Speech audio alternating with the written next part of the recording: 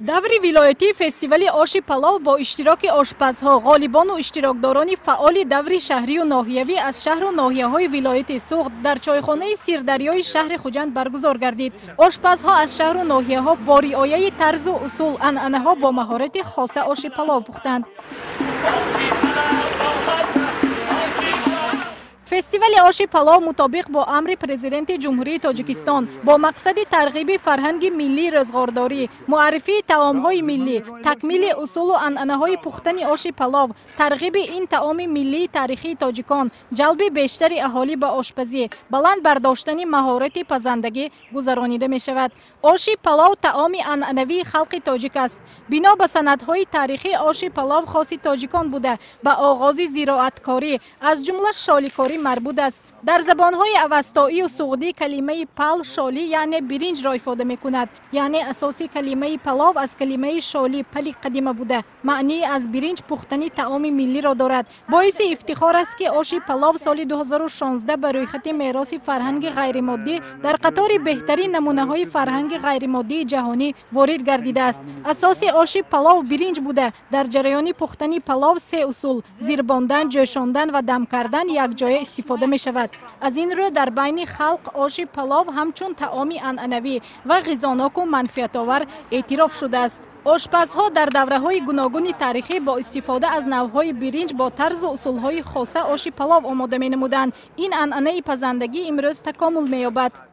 оше ки мо омода намудем аз монсоди қазии гӯсфандӣ, равғани растинӣ, биринҷи кенҷа ва лемону чеснок дар ин доштани бо аз соби хумуд болгарӣ бо тухми бедана. дар ин фестивал ки бояд ҳар як ошпаз тамоми санъати худро нишон дода, эътибори сахт доданаш дар кор.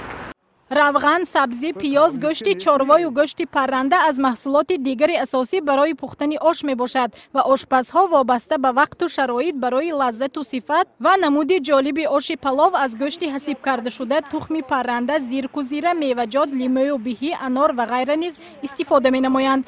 аз қадим дар мавзеъҳои мухталифи таърихии тоҷикон оши палов бо тарзу усулҳои гуногуну хоса пухта мешудааст. вобаста ба тарзи пухтан, истифодаи навъҳои биринҷ ва маҳсулоти дигар, ин таоми миллии анъанавӣ намудҳо, номҳои хос дорад ва ин ному намудҳои палов ба ин ё он мавзеъ ба навъи биринҷу равған, усули пухтан ва ё номи ошпазҳо маъруфият доштанд. ошпазҳо, иштирокдорони даври вилоятии фестивали оши палов бо дар назардошти хусусиятҳо ба ҳакамон ва сокинон оши паловро дар дег, дар табақҳо ва дастархони фестивал муаррифӣ намуданд. давлатҳои хориҷӣ низ анъанаву суннатҳои ниёгон, таомҳои миллӣ аз ҷумла оши палови тоҷикон ки ифодагари таърихи бою ғанӣ доштани халқи тоҷик ва муаррифгари он дар арсаи ҷаҳон мебошад, эътироф менамоянд. много разных видов. И кто добавляет целые лимоны внутри, кто добавляет барбарисы для кислинки, кто добавляет желтый морковь, кто не добавляет.